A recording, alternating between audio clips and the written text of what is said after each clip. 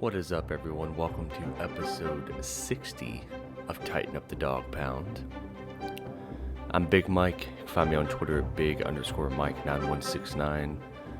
And Tighten Up the Dog Pound is on Twitter at Tighten_Dog21. It's just me today, solo episode. Thomas has a busy schedule this week, so we're going to try to get an episode with both of us later on, maybe Wednesday or Thursday. But I just kind of wanted to touch base with everyone out there, just to kind of talk about the Browns' playoff loss and the moves that they have made since then in terms of coach firings and whatnot. I've had some time to decompress, I don't want to say get over the playoff loss because I'm still upset about it, but you just, after some time, just start accepting it. It was a magical season for Browns fans out there. Honestly, it was a season where, most of the time we would have folded, would have finished 8-9, missed the playoffs. Stefanski would have been on the hot seat. Deshaun Watson questions left and right. But as we've said on a lot of episodes, the team was very resilient. The Joe Flacco fever run was something that I don't think any of us will ever forget. So it didn't end how we wanted it, but how we wanted it to. But it just kind of is what it is. I think the most frustrating thing about the loss, at least for me, was the Browns defense was the whole reason that if we were going to make it to the Super Bowl, it was going to be because of the defense. Because even when Joe Flacco made the mistakes that he just made every game with interceptions and fumbles, the Browns defense was going to be there to bail out the offense with how well that they could play, with the 3 and outs that they could hold teams to and everything. So against the Texans, they didn't show up. They didn't show up at all, the secondary especially. Myles Garrett didn't get to the quarterback. I mean, no one got to the quarterback. C.J. Stroud didn't get sacked at all. There were blown coverages left and right. And it just sucks to have them not show up on the biggest game of the year after showing up pretty much the entire season. So you have to give some credit. C.J. Stroud has been one of the best quarterbacks in the NFL all season. As a rookie, he's been playing lights out. And, it did worry me to have to go play the Texans a little bit more than the Jags or the Colts, just because of how good C.J. Stroud is. I did think that with him being a rookie, our defense could have disguised some things or confused him a little bit, but he got the better of the Browns defense that day, and you just got to tip your cap to him for that. So they did go on to lose pretty handily to the Baltimore Ravens this past weekend in the divisional round, so their season is also over. It was tough to root for either team in that game. I wanted Houston to lose, and I definitely wanted Baltimore to lose. But yeah, if you're a Browns fan, I just want to say, I know it didn't end how any of us wanted it to end, but I hope all of you very much enjoyed the season that we had, because like I said, it was just one that was improbable and truly just remarkable. And we saw a bunch of players take big steps forward. Jeremiah Owusu-Koramoah has now officially been named to the Pro Bowl, and he had an amazing season. Grant Delpit, Myles Garrett's probably the defensive player of the year. I mean, Kevin Stefanski, I still think should be coach of the year, just getting them as far as he did with all the injuries and adversity. So there's a lot of promising things. I know everyone wants to point to the cap space situation and Deshaun Watson's contract, but if you follow the team like as closely as, Browns fans follow the team closer than anyone, of course, but like Andrew Berry just has a way of making these things work. And I don't say that to mean that he's just going to make Deshaun Watson's contract go away or not be a factor. But he's done a really good job of manipulating the cap, turning contracts into signing bonuses, and restructuring contracts to make a bunch of cap space. And it also helps that the Haslams have very deep pockets, so they can do that. So I wouldn't expect them to be major players in free agency, but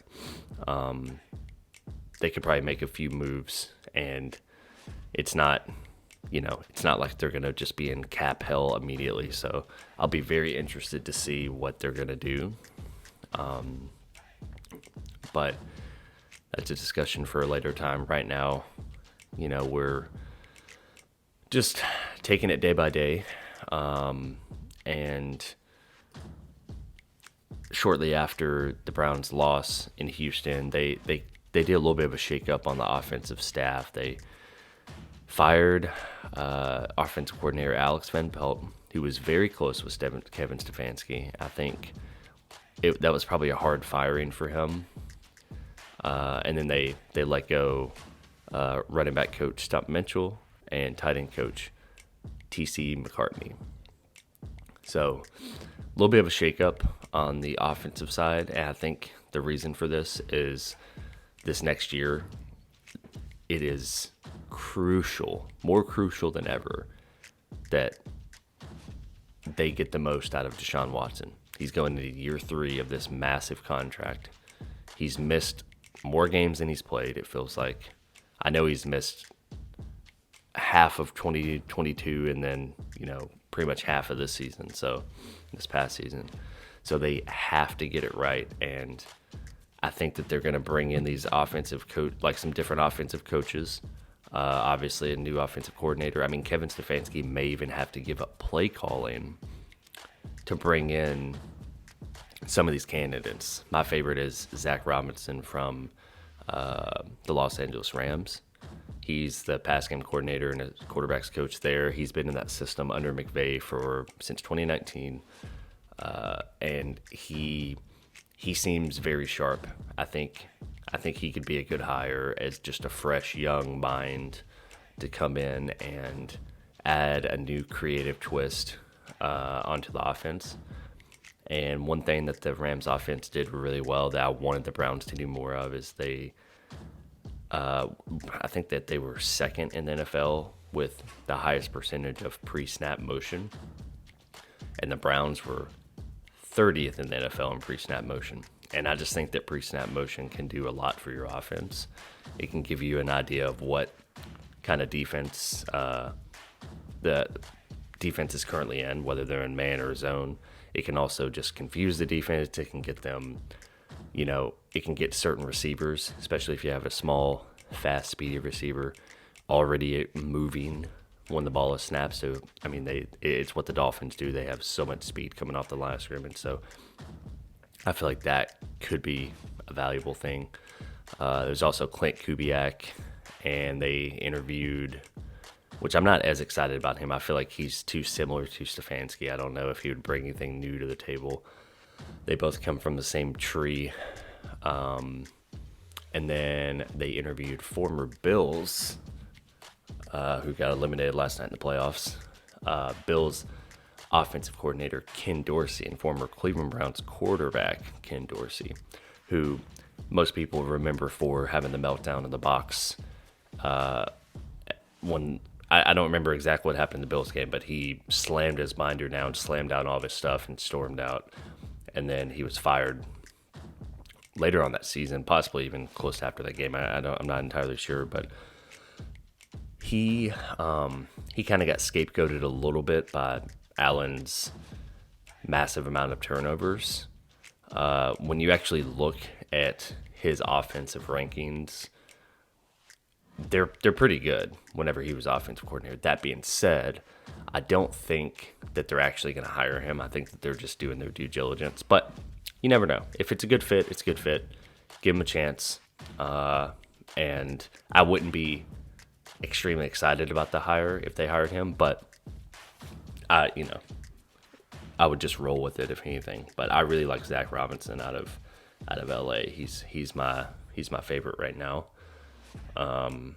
So a little bit of a shakeup. You know, Alex Van Pelt, been there since Kevin Stefanski got hired in 2020. He had done a good job. Nothing but good things to say about him from the coaching staff and just from a fan perspective. Like they built out the offensive game plan every week, and I think a lot of stuff worked.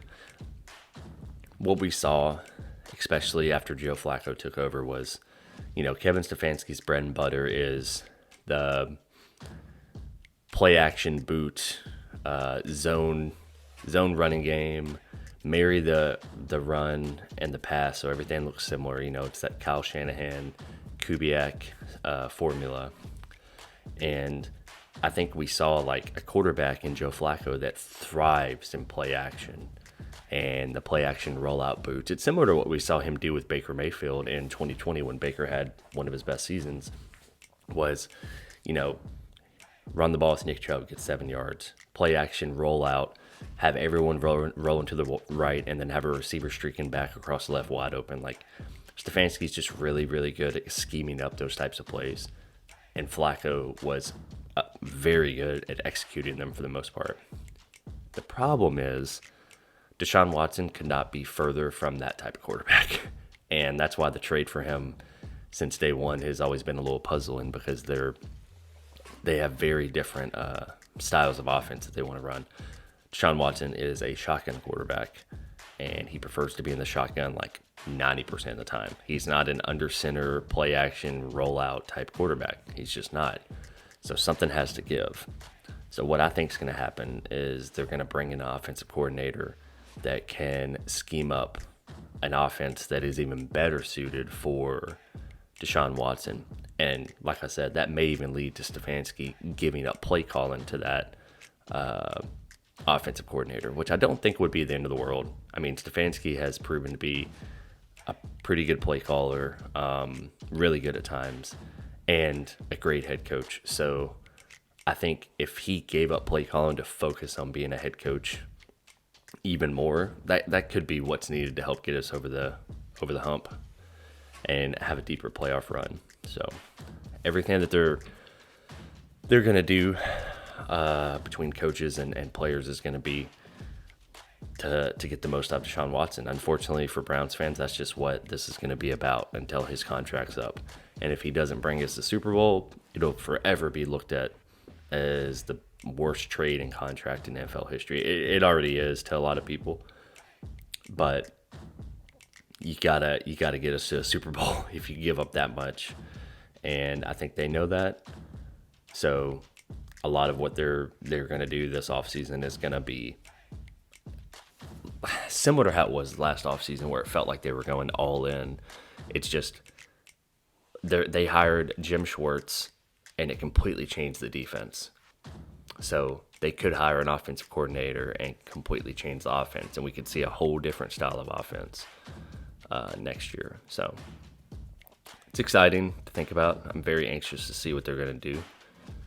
But we'll have to wait and see. They're taking their time with the interview and the hiring process, as they should. There's no major rush right now. I mean, there's a lot of teams that are going to need offensive coordinators, so we're going to see some interviews here and there. They've also been linked to Deuce Staley as a running backs coach, which a lot of people are excited about that potential hire. He would be a potential upgrade over Stump Mitchell.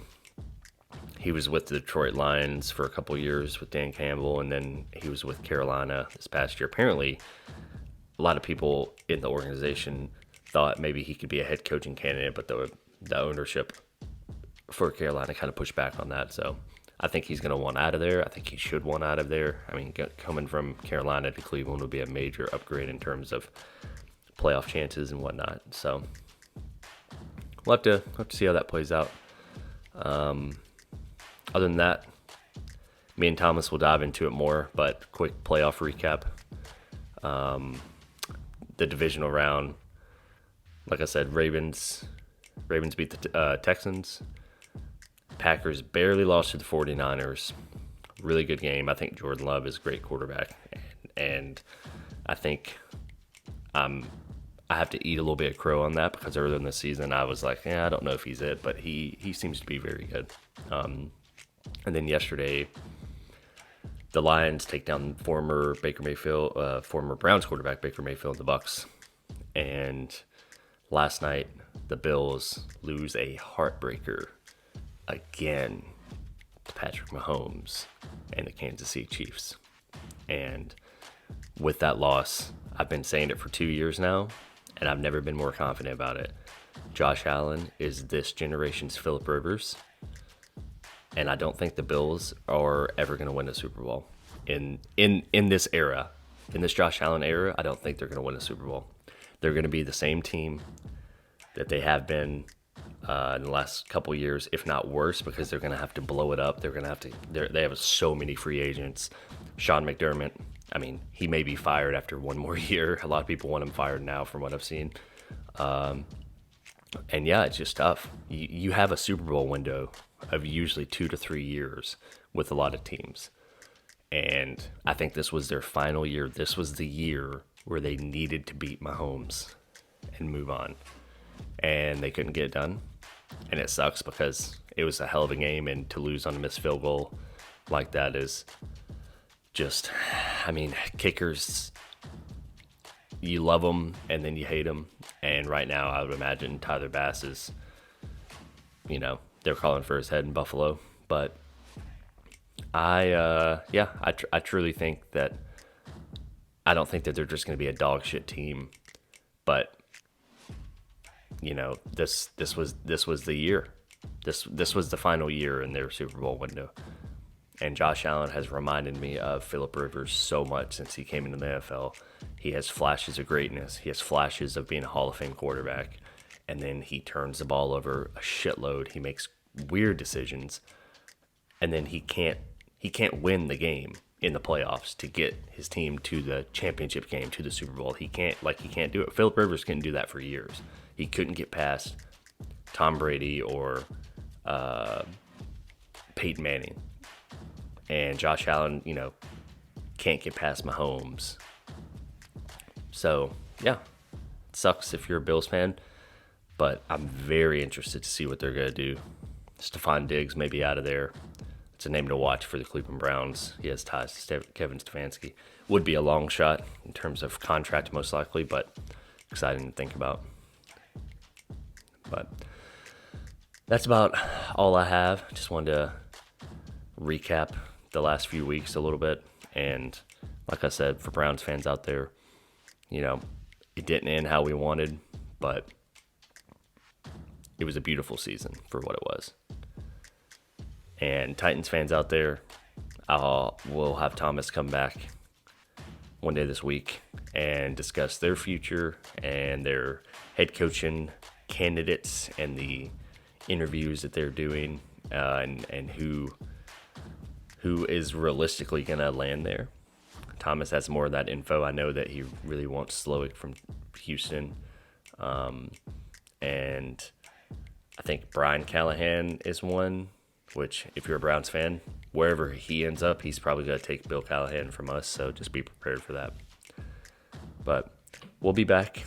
We'll be back one day this week and dive into everything a little bit more and do our conference championship Super Bowl prediction. And then we'll be into the off season, the combine, the draft, free agency, all the fun stuff. So, but yeah, it's been fun. Big Mike signing off at Twitter, big_Mike9169. Go give me a follow. And Tighten Up the Dog Pound at Titan_Dog21. Go Browns.